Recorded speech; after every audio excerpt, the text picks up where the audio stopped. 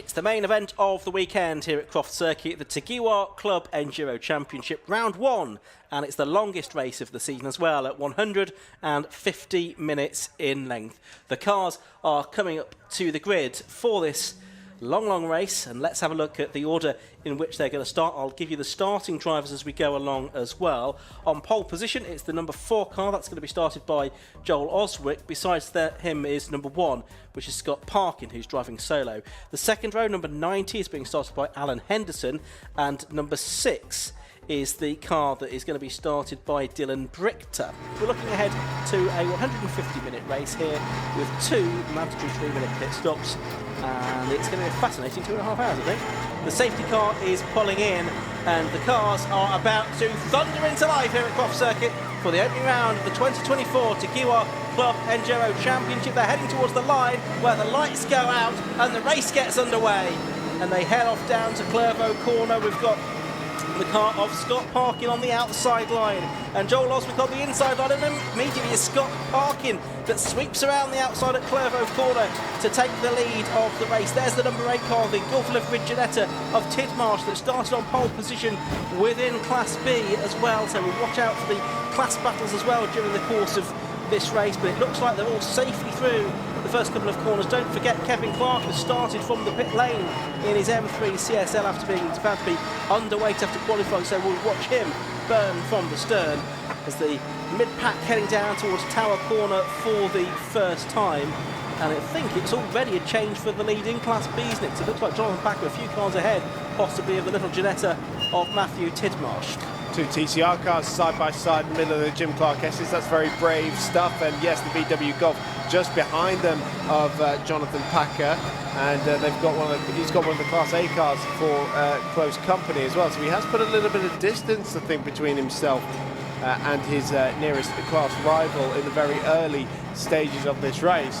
But what great straight line performance from the Audi TT of Scott Parkin, that sequential gearbox, I'm sure, helping him drag clear of the BMW on the way into Clervaux. But we'll see how that progresses throughout the race. So there's a thunderous noise coming past the commentary box. There's a wonderful variety of different machines fly by. Scott Parkin's advantage is 1.5 seconds over Joel Oswick, who is starting the number 4 JC Racing machine. Confirmation over the timing line, Jonathan Packer is the new Class B leader, but he is got close company in the form of the 83 of Christopher Nyland, who started his Honda Civic Type R. That's the Motion Motorsport run car, which is directly behind him in 11th position overall, and then our Class C leader, which is in 20th position overall, but only by 7/10 of a second, which is the number 195 of Ash Moore. As we go on board with Scott Parkin as he turns his way through Barcroft now to City, so it's a clear track ahead after that good start. 1.5 seconds in the lead at the end of the first lap. It's great to see this on-board footage courtesy of the Darkside development team, who do a lot of great productions of their own, using that sequential box down through the gears. It's a 2-litre TDI engine, various modifications on his car as well to try and steal a march over his twin brother Ryan, who's not on track at the moment. It's Dylan Brichter who started the car, that's running in 4th position. Number 6, that's Scott out of that very tight hairpin in the final corner, and he accelerates away, and he's continued to pull out more of a gap over Joel Oswick in 2nd place. What was 1.5 seconds is now 2.4. I couldn't keep up with how fast that was. That was astonishing, and it was so effortless for him. Just one turn of the wheel and bang, it's gone straight in. The number 90 machine, it is the insert liveried Mazda MX-5 from AK Automotive that's closing in on Joel Oswick for 2nd place overall. That is currently being driven by Alan Henderson. It is the car's 2nd season of racing, and they're hoping to have worked on the reliability of that car a little bit. It has got a podium finish to its name at Silverstone last year, and if it can continue to run at pace, then we know it's a very quick car. Running in 3rd at the moment and closing in on Oswick.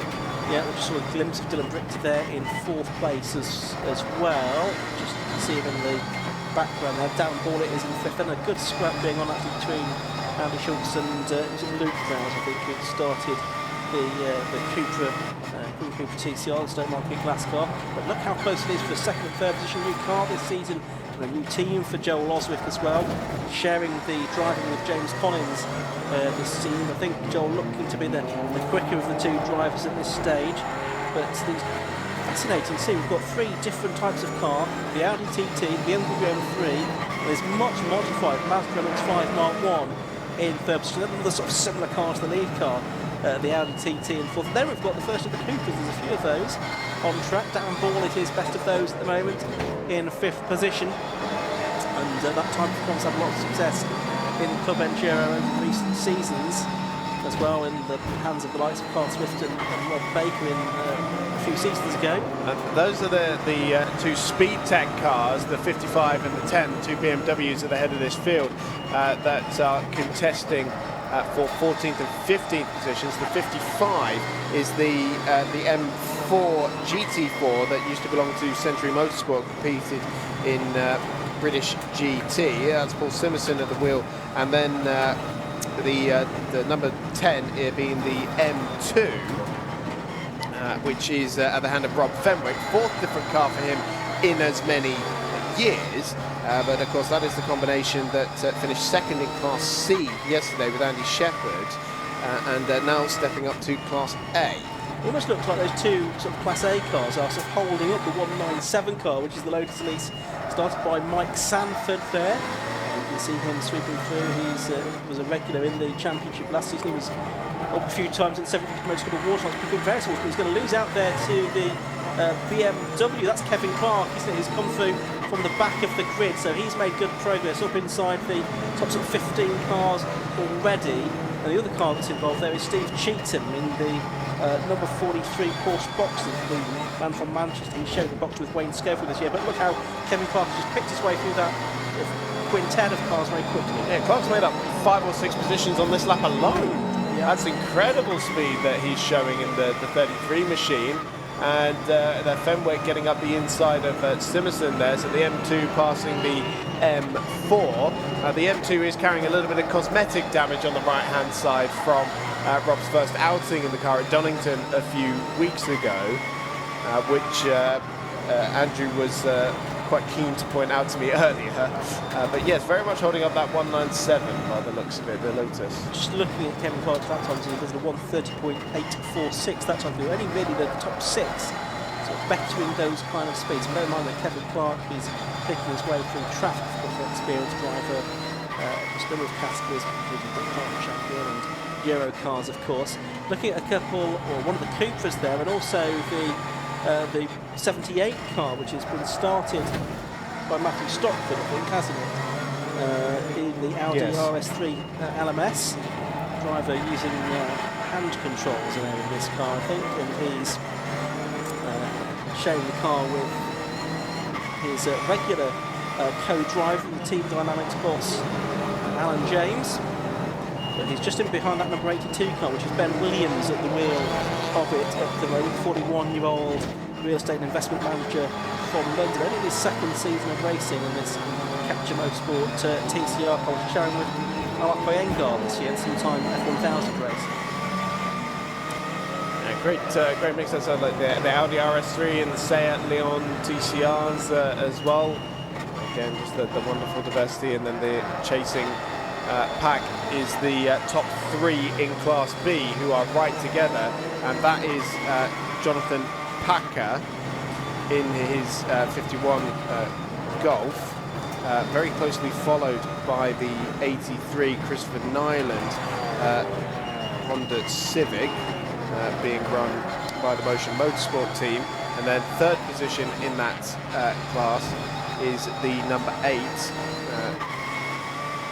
car of Tidmarsh and Webster, and that's the Flying Tangerine Genetic G40. You see a few cars in the timing tab that are on the live time, if you're looking at that, sharing the CC designation after the drivers' names, and that means Clubman Cup. That means they're eligible for the Clubman Cup award, which is for cars that were first manufactured before 2010 and also have a H pattern gearbox as well, so that's a separate award in addition to the overall prize. But for drivers possibly racing cars on a bit more of a budget, there was one car slow there, one of the Ginettas, wasn't it?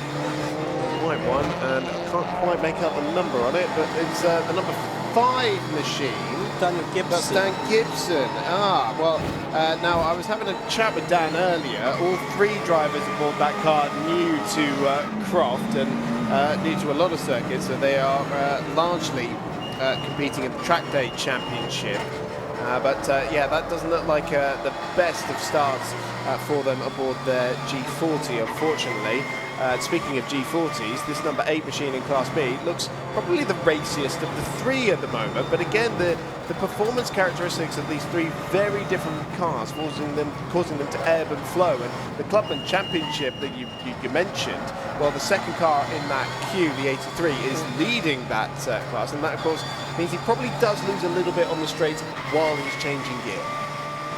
But, I mean, really, it is a 3-car fight for the lead in Class B here, because you've got Packer, then you've got the 82 car there, which is started by, sorry, 82, what number do I want to say? 83, yeah, the Nylon Pussygill car. You've got Clark just finding his way through there as well. He's come up to the back of them and just cleared the Ginetta, I think. So he's suddenly put his hands in amongst this Class B fight. Might disturb it a little bit. He'll soon clear off, though, I think, Kevin Clark from this. But yeah, you've got the Ginetta there as well, making it a 3-car battle for the lead. And I think Class B looking particularly competitive this season.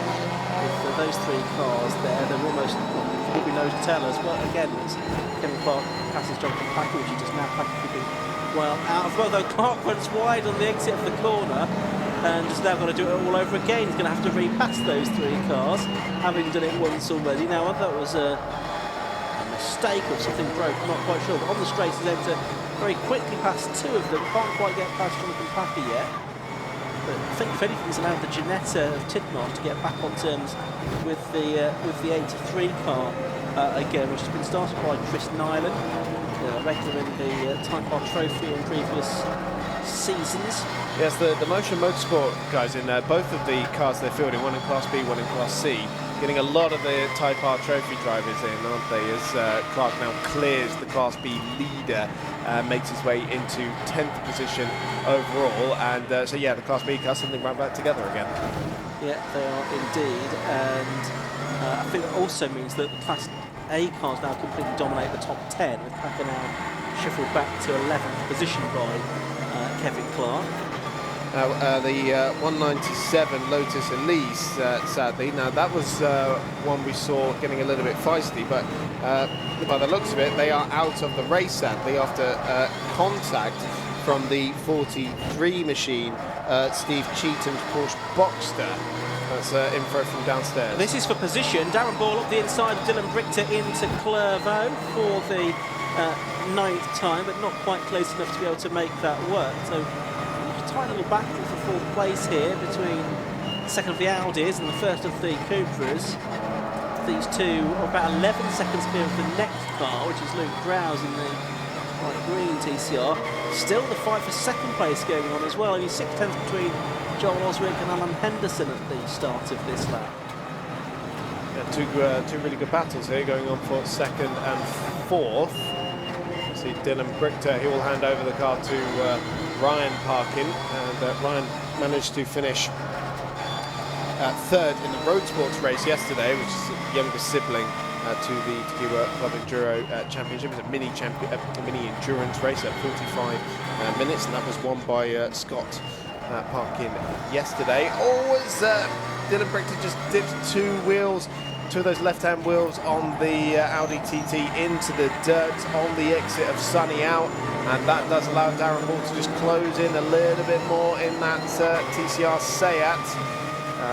Close but no cigar just yet, but pretty close through the hairpin. Much wider line on the way in for the Seat, hoping to gain a little bit of momentum down the straight, where the Audi TT does seem to have quite good performance, as does the BMW in 2nd place, which is just pulling away from the Mazda MX-5, resisting its massively turbocharged 1800cc engine. So no changes just yet as they flick through the chicane once again. Coming down the straight. It's actually pulling out a little bit more of an advantage now, isn't he, Dylan Brickton? That's right, long-time racer with the Darkside team. Well, they've won the Spa race in Class A together last year, didn't they? And they've sort of split road sports between them in recent times as well. So when Dylan was in the car at Brands Hatch GP meeting, that's when he last won in the road sport. Speaking of Brands Hatch GP, that's where the next round of this championship is going to be. This is no Spa trip this year for Club Enduro, but 75-minute race at Brands Hatch. Next time out, still the battle for second sort of been resolved, has it? Because still Joel Oswick and Alan Henson doing battle there. The Gibson Ginetta is just being lapped by Dylan Brickton and Darren Hall there as well, and very much into the traffic already as we're now 15 minutes into this race. Leading cars, the best lap of race 1:27.264 for Scott Parkin, and the cars at the back of the field are lapping in sort of mid to high 140s in some cases. So there is quite a disparity of lap times from front, maybe as much as 15 or 20 seconds. So we've had 15 minutes of this race. Pit stop window not open until 30 minutes into the race, but you then do have to have 2 3-minute pit stops for each team. You have to change drivers both times because actually some teams only have 2, or some only have 1 driver, but a handful have 3. Kevin Clark hasn't actually done the best lap of the race there, although that's what it says on our time screen. That is still as Scott Parker, but Clark is up another place now. He's into 8th position overall. He's got the better of Ben Williams on that last lap. He was a personal best, and it was the fastest of anybody on the last lap, though, including 1 second quicker than our race leader, Scott Parkin, although I think he's dealing with a fair bit more traffic than Clark at this stage, who has found himself a relative bit of clear air. So he's going to come onto the back of Andy Schultz's BMW M2 pretty shortly, probably on this lap, I would have thought. There is our race leader, the number 1 car. You get a visual representation of his advantage there, and we haven't changed for the lead in Class B. Jonathan Packer has had to submit to the 78 machine, isn't it? 83 of Chris Nyland. 83, sorry. Yeah, and he's got Matthew Tidmarsh in the Flight Entry Ginetta all over the back of him as well. Still very much a 3-car fight for the lead. Within Class B though, they're turning their way through complex now towards the left-hand hairpin. Pretty much nose tail as they have been all the way through. Trace massively on 2 wheels there was the class leader. I thought for a moment the car was going to roll over. I'm not quite sure how he got quite that much over. He must have just clipped the curb on the exit of the hairpin, but that's cost him. And it has cost him because, well, it's a much more serious issue. The engine has blown up or something has happened there, and Chris Nyland is going to have to pull off onto the side of the circuit, and there's a lot of smoke there coming out of the back of that car all of a sudden. Now, whether that was connected with the incident he just had, I don't know. But the class leader, as he was very briefly, is out of the race. Chris Nyland in the number 83 Class B Honda Civic Type R is out of the race. He's pulled off, and as quickly as it appeared, the smoke has disappeared. Amazing. That's a spectacular blow-up, wasn't it? I haven't seen anything quite like that in a while. So our Class B lead has been whittled back down to 2 contenders for now, Jonathan Packer and the number 8 Matthew Tidmarsh's Ginetta G40, who are still going hammer and tongs.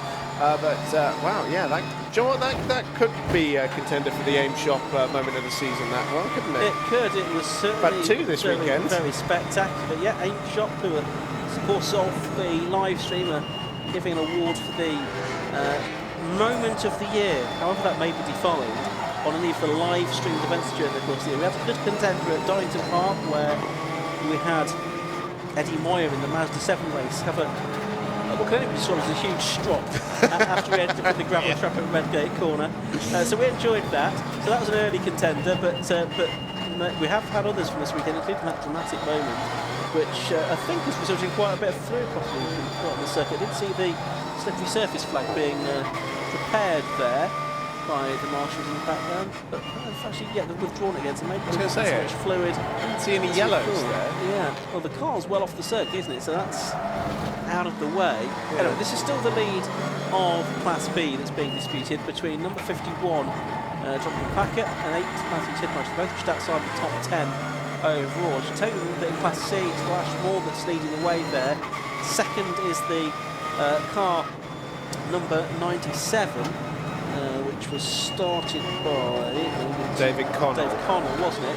And third within Class C is the Johnny Hayes Paul Subiani BMW, which of course had that damage earlier on. That's Dan Gibson's number 5 machine there, just got a glimpse of, which seems to have got back up to speed. We saw that moving quite slowly a little bit earlier on, but seems to be going again now. Good to see the 55 car, which we referred to earlier, which is the Speed Tech Motorsport M4 GT4, the Century Motorsport car.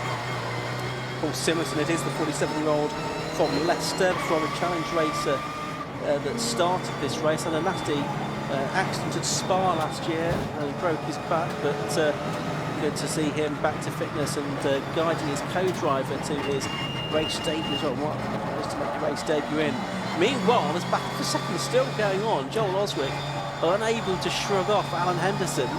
They're making their way through to C. Well, that's 14 of the race now, and they've been pretty much this close all the way through. I don't think Henderson has managed to find a way through yet in that little Mazda MX-5 Mark 1, which is very much modified from standard. It's obviously got a hard top on, which we don't usually see MX-5s have for racing, and it's got the massive ring on the back and the diffuser also at the rear of the car.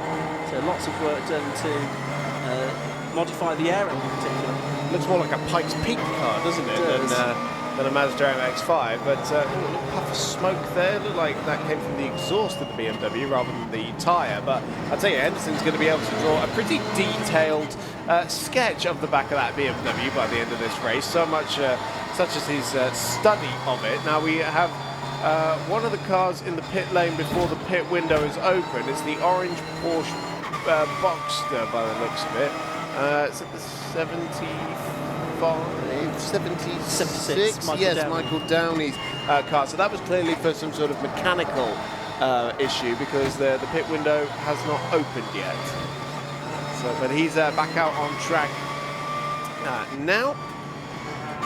We can see the rest of the field back with that battle for second place. Still the AK Automotive Mazda chasing the JC Racing BMW. And yeah, this battle is not going to let up, is it? I guess what will be really fascinating to see is how this battle unfolds when the driver change happens. And we have two different drivers in both the cars, but they are now 11 seconds behind our race leader, Scott Parkin. What we're not necessarily going to be aware of is actually who's in the car at any given time either, once we get past the opening pit stop, because we know we think we know who started the race. We've been given that information, but obviously, if you've got a three-car team, you can have a good bet that they're going to divide it into first, so you don't know which the second driver will be necessarily. And for the cars with two drivers, are they going to do one stint and then the second driver double stints, or are they going to do it the other way round? Are they going to swap at each driver at each pit stop? A variety of different tactics that are available there. There's the Senna Osman E30 M3, which is fantastic to see. That's probably the oldest car on the grid, I would think, in this race. Car from the 90s, even late 80s potentially, I suppose. The E30 shape, which looks absolutely magnificent. It's very well down the order in 25th position. And there's the 316 car, which is the Ivor Mayer's car, which is sharing today. Yeah, good to see that they managed to fix the damage from yesterday's Road Sports race. Right at the end of it, he came into pit lane with his front tyres pointing in two different directions, which is not what you want at all. And actually, when I saw it earlier, I did question whether it was going to be starting the race, but that's out in the invitation race for this round. And we also caught a glimpse there of the 160. The 169 Mazda MX-5 Matthew Simonite, which is the Class C car. And that is the P1 Fuels car run by JMS Racing. So that's the car that's run on synthetic fuels.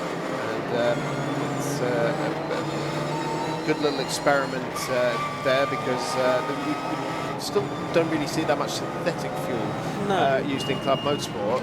And you know, the first FIA World Championship to use it was actually the World Endurance, the World Rally Championship.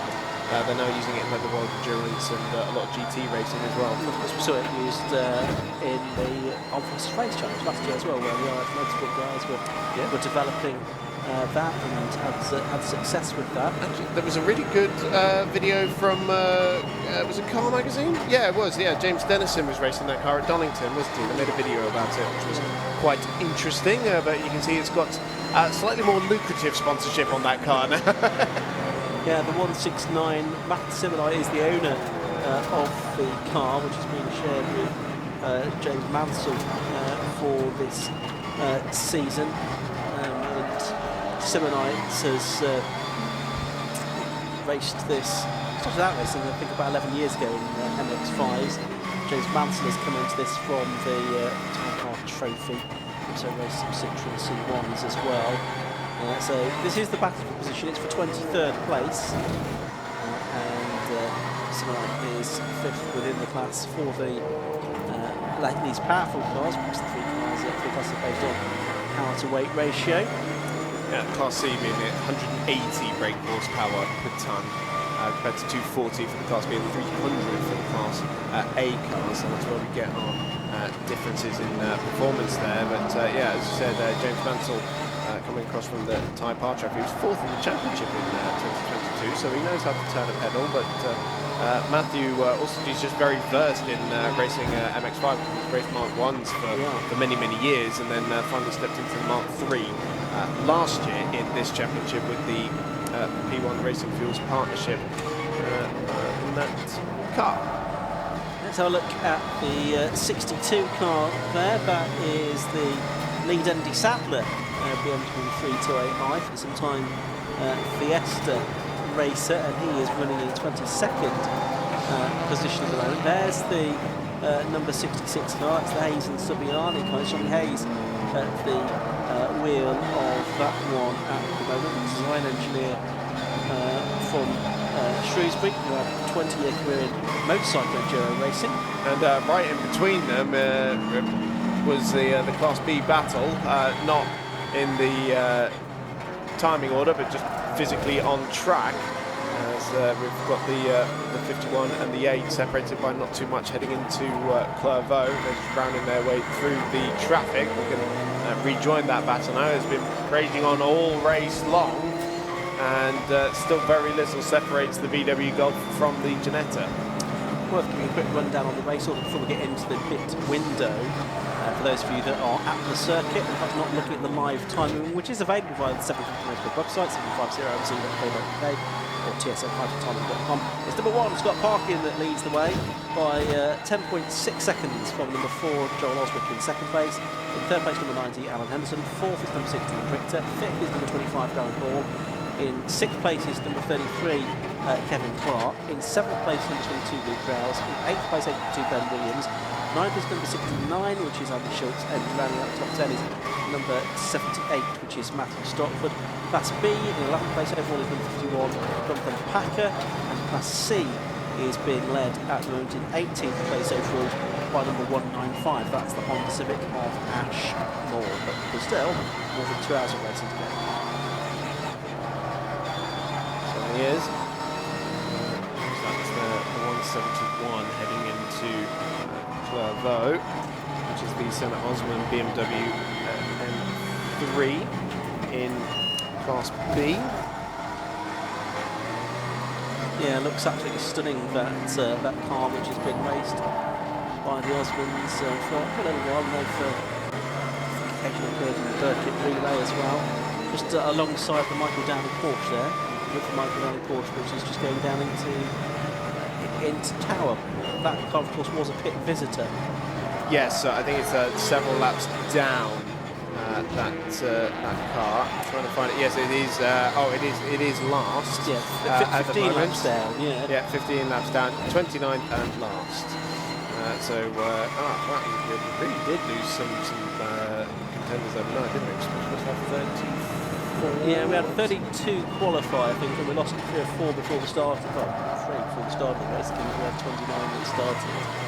And we've lost already gone on the Pusco car, that's blown up, don't think we'll see that again. And also into the pits, the Sanford June, Weston Taylor. Lotus as well, and that's retired, although it may get back out of this. Oh, and one car off the circuit there. That's the 97 car, one of the Class C front runners, Dave Connell, in his Mazda MX-5. He was almost taken to the Rallycross circuit there, but he's back on track now. Did lose a place though to a Class A car of Neil Higgins. So he's not lost any class position.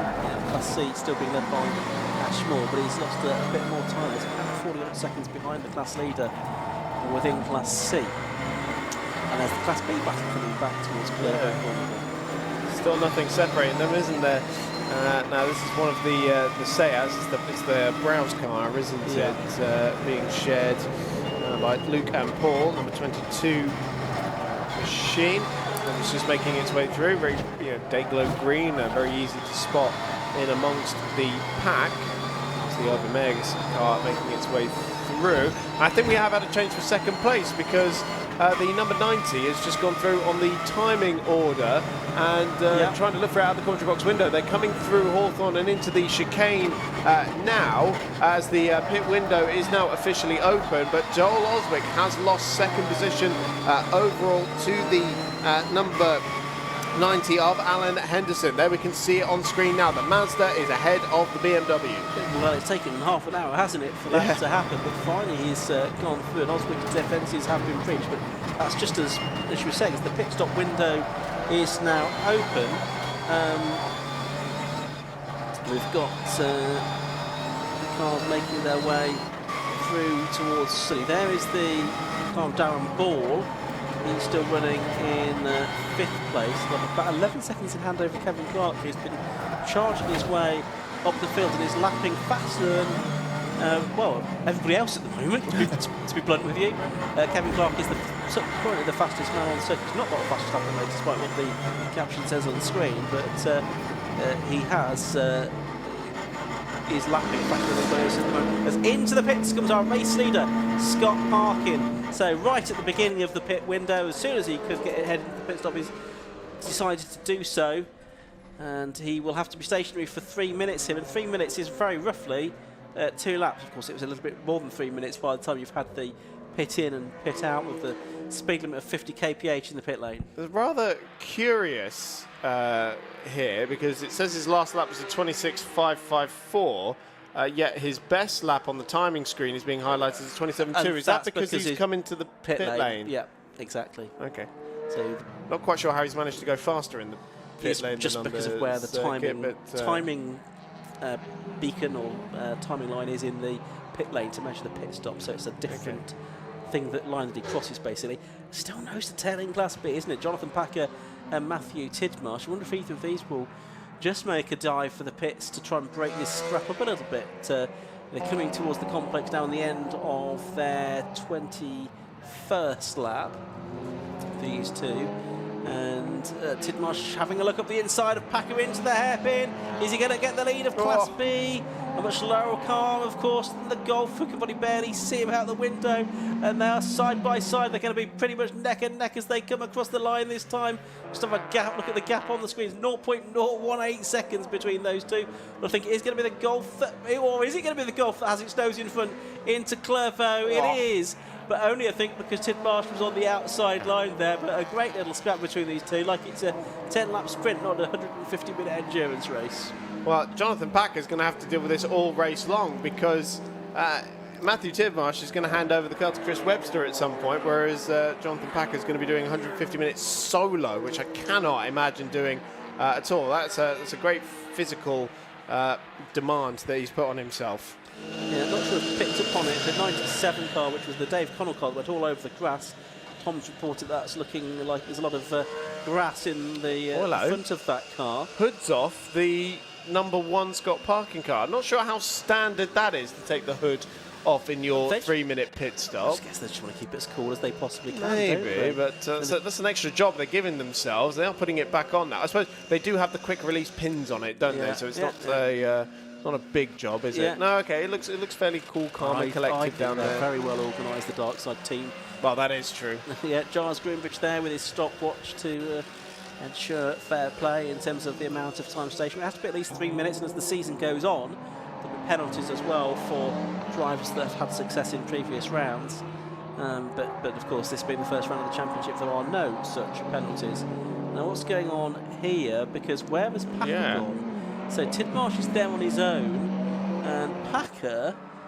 Oh, he's way up the road. Way up the road. So Way something's up happened the to road. Tidmarsh, yeah. He had a spin in the complex, so just behind our commentary position. Well, we were looking at Scott Parkin on the screens, I think. He's had a spin, and that means now that Tidmarsh had a spin, and it's Parkin now that Packer that is well clear in that class. Well, if he did have a spin, then he did it very stealthily, because normally we hear the tyre squeal, don't we? If it's right behind us in the complex. Well, yeah, bit of a moment there. I can't imagine full spin, because it's only a few seconds behind, but that's definitely broken up the battle. And now that was the second place car putting a lap on the number 10. I mean, they're both Class A cars, but that means that second position is lapped up to 12th position overall now. So the Rob Fenwick BMW M2 getting a lap put on it, as well as another one for the Ivan Mares. Through goes the Speedtech BMW as well for good measure. But that battle for second place that was so long being, now a battle for the lead because Scott Parkin's come in to the pits, but the battle between the 90 and the number 4, that has raced all race long, is looking a bit more stable with 4.4 seconds between them. So the Mazda MX-5 of Alan Henderson leading the way on the timing sheets, but yet to serve its first pit stop, of course. Yep. So we've only really had one of the front runners in so far, which is Scott Parkin. Well, one car at all. There's only 4 cars that have been into the pit lane at all, and one of them was out of sequence, wasn't it? Yeah, absolutely. So that won't count as one of the official stops. A few more actually just coming in as we say that. But yeah, sad that they've not got more than a fifth of the way through this race. That was an Audi TT from Darkside that was parked. Yeah, and I can see the marshals going to it now. I don't know if it's Scott Parkin! Scott Parkin! He's stranded on the side of the circuit. The man that was leading the race before the pit stops. He's struggling to get into a gear now, isn't he? That's what he's trying to do, is wiggling the sequential box. He's managed to... Well, he's found reverse or neutral. Yeah, he's rolling back down, and now we've got a safety car out. And that means, while the safety car is out, you cannot make a mandatory pit stop. Wow. It will not count. So sensation here as Scott Parkin, last year's champion, is graduated from the Golf in Class B to the Audi TT in Class A. He was leading quite comfortably before he made an early pit stop, and now he is out of the race. You can see the marshals heading towards him to offer their assistance, carrying the fire extinguisher in case that's needed. But there's the confirmation that the safety car is out. Let's head down to the pit lane now, and we can hear from the Darkside Motorsport team. Tom is with them. So I'm down here with Ty Kinton from Darkside, who's just going to walk us through a little bit about what happened to the leader. So, Ty, you think it was a sequential box that's gone? Yeah, looking at the onboard video and listening to Scott on the radio, we think the sequential box is gone. We're currently stuck in reverse out on the track, so unfortunately that's our day done with that car. Luckily we've still got Dylan and Ryan in the other car with the normal box in, so hopefully we can get a good result with those guys. Scott was roughly 11 seconds in the lead when we lost the box, so we were hopeful for a good result today, but it's one of them things, it's racing, there's not a lot we can do about it. It's a new thing for us this year, running the sequential box in that car, something Scott's wanted to do with it. You know, we're running quite a few not experimental but new parts to the car and the team on that one, so you know it's one of them things. We've tried everything we can. We tried in the pit stop just there to make sure it was good for Scott, and he said it felt better on the first first out in the first lap, but unfortunately it's something terminal inside the box that there's nothing any of us could have done. So it's just one of them things. Is that why the bonnet cover was off? We were having a little bit of a chat about that during the pit stop. Yeah, we definitely we're just checking the linkage and stuff like that, just see if anything we could do in the pit stop. We still made the stop. We checked everything with the car. We still made the stop within inside the 3 minutes. So you know we did it spot on. We didn't lose any time there. So checking the car was important. But it's just one of them things. It's racing and it's very unfortunate. It is, but like you say, you've got one car left in the race now, and also plenty of time still to go in the championship. Yeah, that's right. It's a long season. We all know that, and anything can happen with these races, especially with the longer races today. So hopefully today we can get Ryan and Dylan up there, maybe even fighting for the podium, and that'll be a good result for the rest of the team and lift spirits. So yeah, good. Great stuff. Thanks very much for talking to us, Ty. Thank you.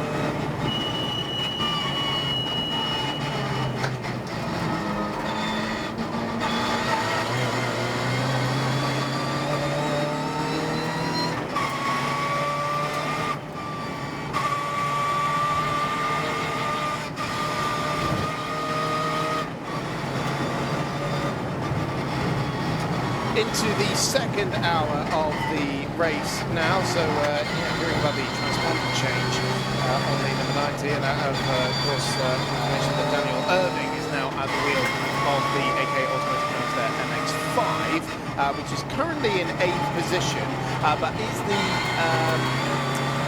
actually the second car. So of the cars that have been into pit lane, the leading car is the number 25 of Darren Ball, which is, well actually that is currently in pit lane, I should say. So we'll see in a few minutes whether that is going to be the top car. And Clark has come into pit lane now. Kevin Clark, who was just leading this race, having started from the pit lane, so that promotes the number 6 Darkside Developments Audi TT into the overall lead of the race, yet to serve its stop, of course. Dylan Brichter on board that car. Of course, the Class A winners from Spa last year, and Dylan and Ryan Parkin splitting the honours for the Road Sports races. It was Ryan aboard the car yesterday when it finished 3rd overall. Dylan last year winning at Brands Hatch GP, Ryan winning at Brands Hatch Indy, and also finishing 3rd at Snetterton last year. But of course, Ryan now carrying the Parkin name of Darkside Developments as the number 78 class just rolled past me into pit lane as well, which is the Matthew Stockford Audi RS3, which I believe is making its first stop of the race as well. But yes, we'll keep a close eye on where Darren Ball and indeed Kevin Clark will fall out in the mix of the. And I've just got word in my ear that Scott Parkin's number 1 car has rejoined the race. There it is. So wow. That's quite surprising to see. I mean, obviously I had outside assistance, but they're allowed to rejoin the race. And frankly, it's amazing that they've got it going again, considering that car was stuck in reverse gear half an hour ago. Yeah, it's really an excellent test session, isn't it? It's hard to see if they've managed to resolve the issue. It's hard. Just gives a check if they will be able to be classified or not. Well, should we see how many laps down they are? They are 18 laps down on race leader Dylan Brichter. Of course, we do have into the pits. It's already emerged. I couldn't quite tell if there's a BMW M3 shaped wing poking out the back there. I think that's just some appendage on the building. It's not it's not saying that it's currently in pit lane according to our timing script. You see where it's emerged relative to the number 90 AK Automotive Mazda MX-5 and Daniel Irving, who is now aboard that car, and confirmation as well, they changed the transponder. That's why the hood up was in the pit stop, because it's been intermittent. We've had several messages about from race control about that, and we might have seen it dipping in and out of the timing tower, but they haven't changed it aboard that car during that first pit stop. Yep, so 80 minutes left, we're nearly halfway through this race now. Kevin Parker, you see, just coming out of the pit lane, just ahead actually of the number 4 car, the Jonathan Collins car, and yet those two effectively are together in track for position 2. That's behind the leading car at the moment. You can see the sister TT of Scott Parker, the Brian Parker car, which is still yet to make a stop. Only the third 4 cars in the timing tab yet to make their stop. That's the Dylan Britton car, it's the Krause car, the Bevan car, and Jonathan Packer is the classical car. The only drivers that have yet to make a stop of anyone of great significance that I want to just correct it. One of them is retired until the injuries. Michael Down, who in any case is a long way down because he was a very early pit stop during the race.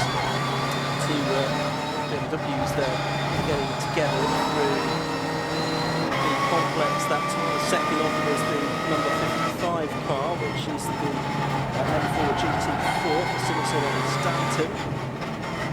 And chasing up the 69 car, which is the M2 of Andy Schultz and Hampson.